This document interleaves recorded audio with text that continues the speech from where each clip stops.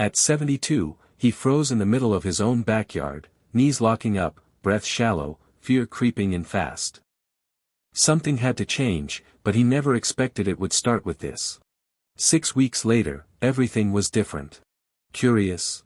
Tell me in the comments, what's the smallest change that's ever made a big difference in your life? And now, it's time for the intro. 3, 2, 1.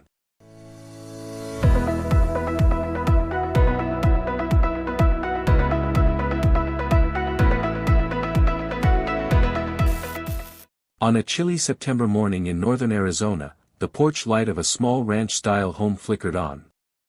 Joe Lambert, 72, stood by the screen door with a mug of lukewarm coffee in one hand and a worn flannel jacket slung over his shoulder. His breath fogged up slightly in the crisp air as he looked out across his backyard. The lawn, once neatly trimmed, had started to brown at the edges. Fallen leaves collected along the fence line.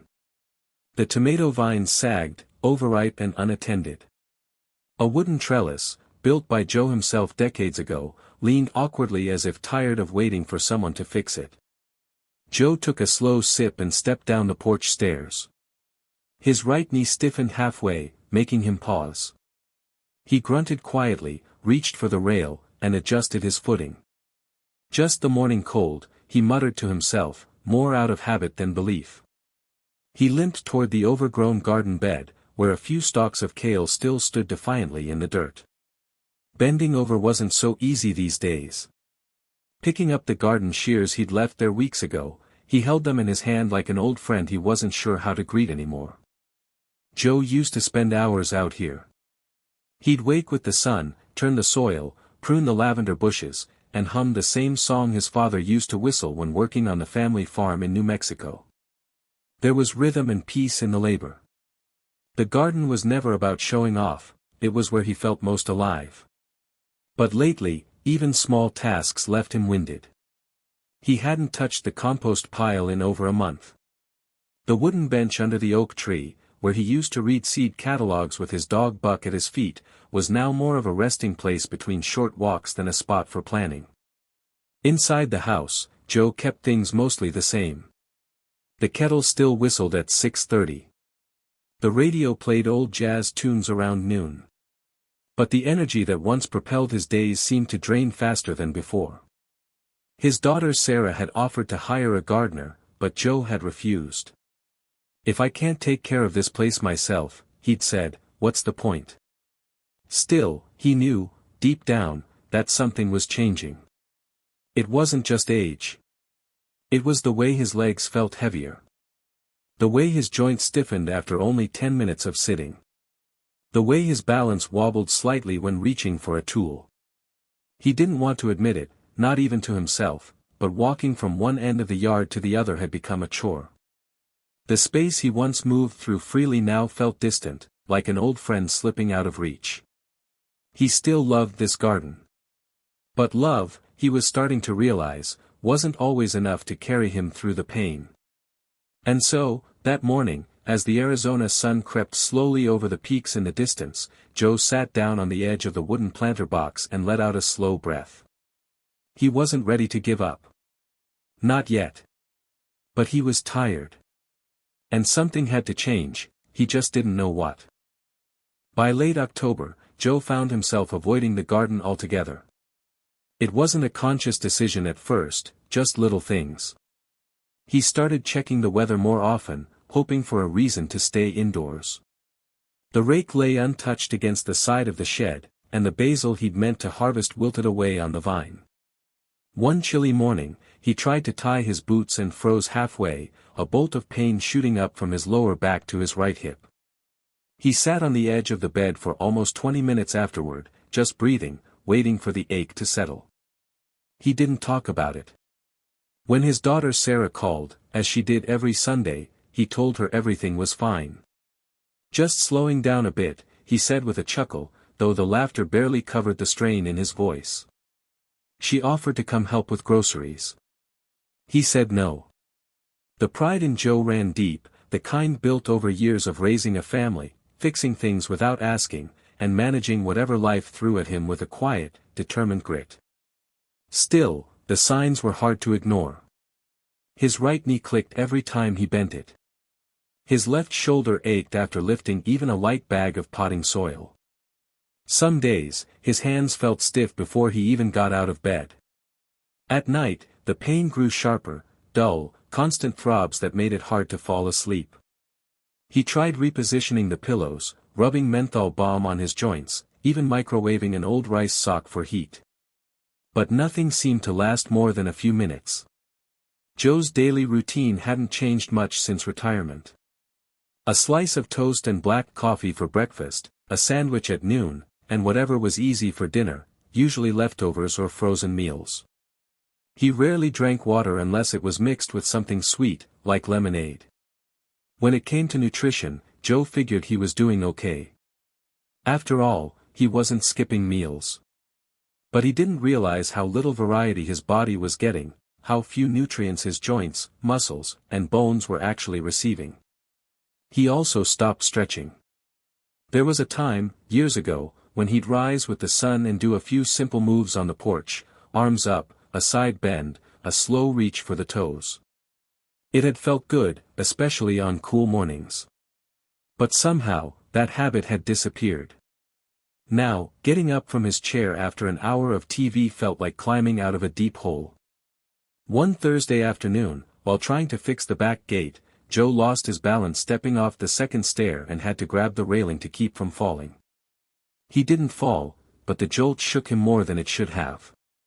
He stood frozen, heart pounding, staring at his own hand gripping the metal rail. Later that night, lying awake in bed, he began to wonder. Was this really just normal aging? Or had he missed something along the way? He remembered an article he skimmed a few months ago in the local paper, something about inflammation in aging joints and nutritional gaps in older adults. He hadn't finished reading it. He'd folded it up to use under a wobbly table leg. And then there were the ads on TV.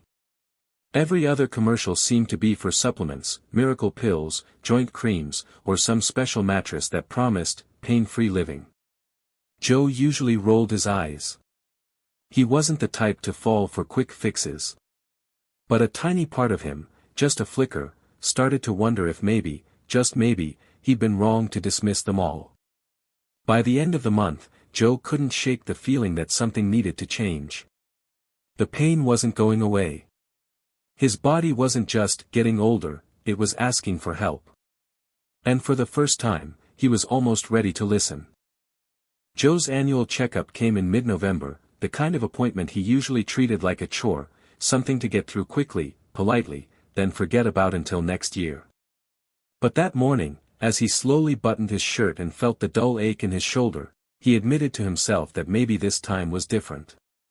Maybe he had more to ask than usual. The waiting room was quiet, the hum of a water cooler the only sound besides the occasional flip of a magazine page. Joe sat stiffly, knees spread wide to ease the pressure, eyes following a young couple with a baby in a car seat. He gave a small smile but didn't try to speak.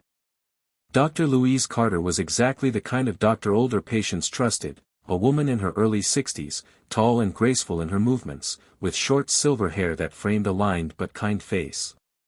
She always wore small earrings and low heels that clicked gently on the tile, and she greeted Joe with the same calm warmth as always, like he was the only patient she'd seen that day. "So," she said after the usual small talk and blood pressure check, "how's the garden holding up this fall?" Joe chuckled softly, then hesitated. "Haven't been out there much lately," he admitted. "The knees don't like it. Neither does my back." She nodded, not pushing. "And sleep?" "Not great," he said, scratching his temple. "Joints ache at night. I get up more than I'd like." Louise leaned back on her stool, thoughtful.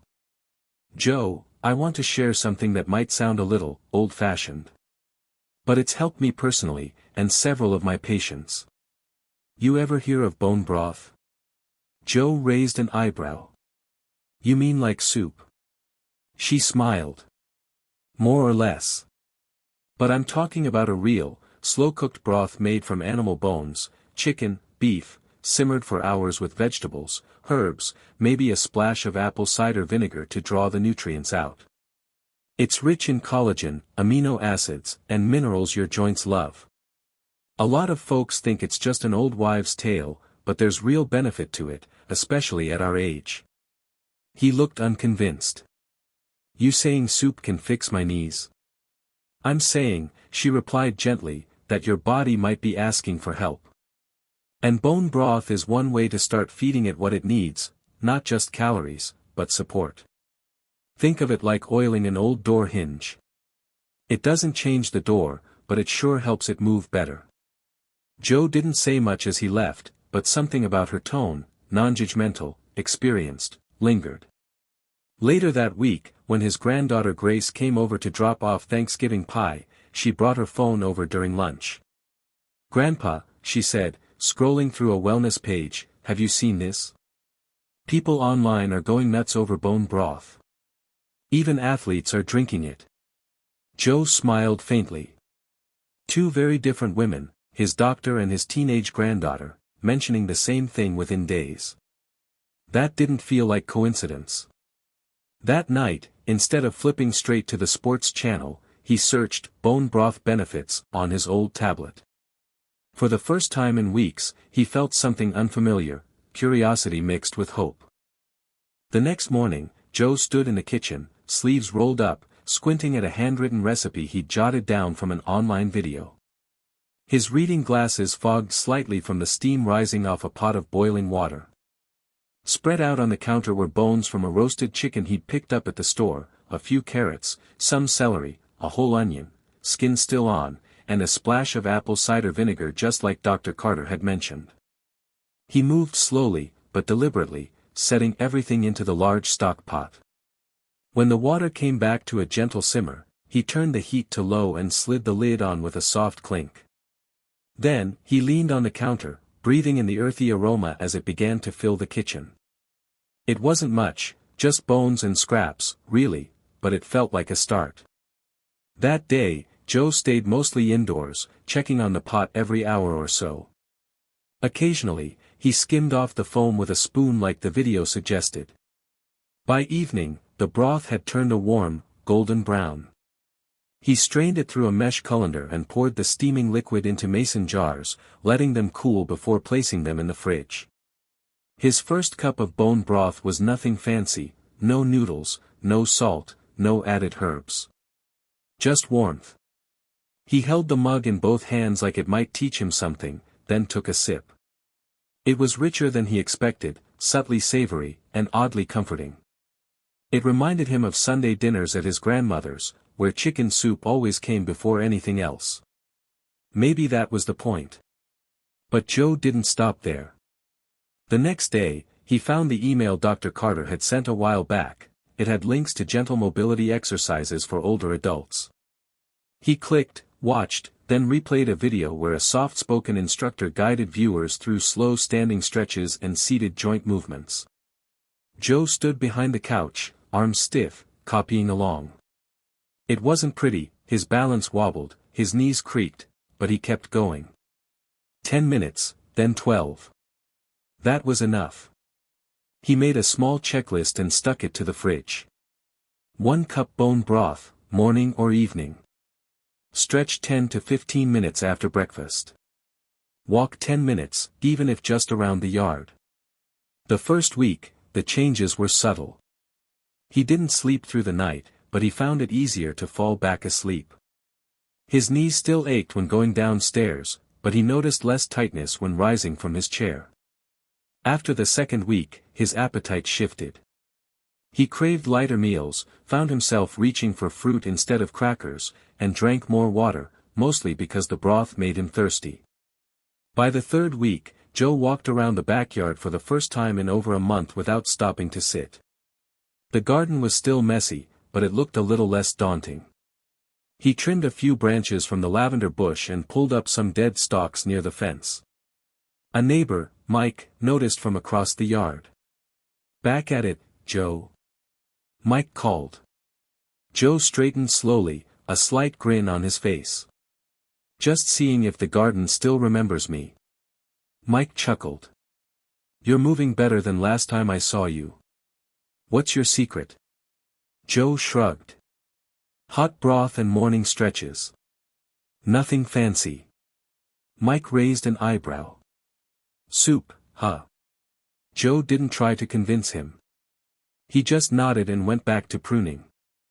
That night, Joe sat on his porch, a blanket over his lap and a jar of broth warming in his hands. The sky was painted in soft blues and burnt orange. The aches were still there, but they didn't feel as sharp. More than that, something inside him felt steadier, like maybe, just maybe, this new rhythm was worth keeping. By the time 6 weeks had passed, something had shifted, not just in Joe's joints, but in his whole rhythm of living. Mornings no longer began with dread at the thought of getting out of bed. His body still creaked, sure, but the stiffness was softer, less like a warning and more like a reminder to move gently. He still took it slow, but now he moved with intention, not hesitation. The garden, once overrun with weeds and silence, began to hum again. Joe spent most mornings out there, pruning, watering, quietly observing how life insists on returning when given the chance. His movements weren't fast, but they were steady. He crouched with more confidence. His grip was firmer when pulling old roots from the soil. He could kneel, briefly, without a flare of pain shooting up his thigh. Inside, his house felt brighter. He cleaned the kitchen window one Sunday morning and opened it wide, letting in the late winter breeze. A pot of broth simmered on the stove, as it had nearly every other day. Sometimes he added garlic or rosemary, other times just kept it simple. He'd learned how to freeze portions, how to let the fat rise and skim it off for clarity, how to reheat gently so it never lost its flavor. But most importantly, he learned how to enjoy the ritual. It wasn't about the soup, it was about giving his body something that asked for nothing in return except patience. One Thursday afternoon, Joe drove himself to the hardware store, something he hadn't done in months. He bought a new kneeling pad and a bag of mulch. When he got home, he didn't rush to unload it. He sat on the tailgate of his truck, sipping broth from a thermos, watching the neighbor kids ride their bikes up and down the cul-de-sac. For the first time in a long while, he didn't feel like life was rushing past him. That evening, as he sat with his feet propped up and a notebook in his lap, Joe started writing down what had changed. Not in medical terms, just observations. Sleep, better. Stretching, easier. Mood, lighter. He paused at that last one.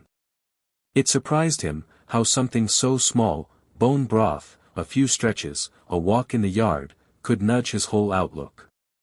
It wasn't a miracle. He still had bad days. Sometimes the wind made his joints ache, or the garden wore him out too quickly. But he no longer felt powerless. And that made all the difference. The next time he saw Dr. Carter, she smiled before he even sat down.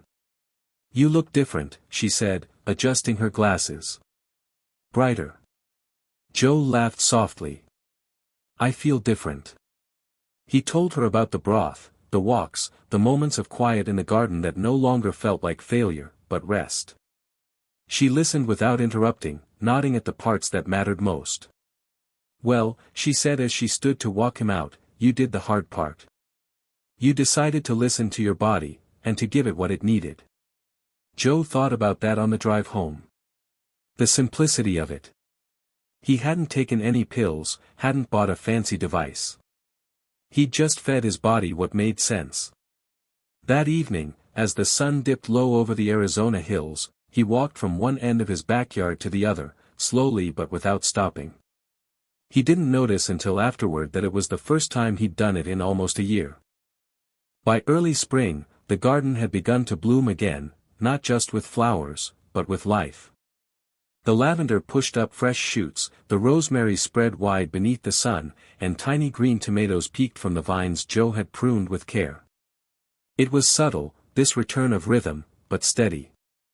The kind that reminded Joe not only of what he had once done, but of what he could still do. That Saturday, Joe set up a small table beneath the oak tree. It had been years since he'd hosted anything more than a quick coffee chat, but today felt different. He'd simmered a new batch of broth, this time with ginger and thyme, and laid out a tray of crusty bread, cheese, and cold apples. His daughter Sarah arrived first, holding a small bouquet of sunflowers. Then came his neighbor Mike, looking curious but impressed. Last was Grace, his granddaughter, who ran barefoot across the yard with a camera slung over her shoulder. "You didn't tell us you were having a party," Sarah teased, giving her dad a kiss on the cheek. Joe chuckled, handing her a warm mug. "It's not a party. Just sharing what's helped." They sat together, the late morning sun filtering through new leaves. There was laughter, stories, even quiet moments where no one felt the need to say anything. Joe looked around the table and saw something he hadn't felt in a long time: fullness, not of food, but of presence. Of being where he wanted to be, in the body he had nearly given up on. When Grace asked to take a photo, Joe stood beside the trellis he'd finally repaired. In the picture, his posture was straighter. His smile wasn't wide, but it was sure. Later, as the guests left and the yard fell into its gentle hush, Joe sat alone under the oak tree, cup in hand. He didn't think of pain, or age, or all the things he still couldn't do. He thought of how far he'd come, not with grand gestures, but with small, repeated kindnesses to himself. A cup of broth. A walk. A stretch. A choice to keep trying. He thought of what Dr. Carter had said: "You did the hard part. You listened." And he had. That evening, the sky burned gold along the horizon. Joe stood at the back step, breathing in the scent of earth and rosemary, and whispered to no one in particular, "I'm not done yet."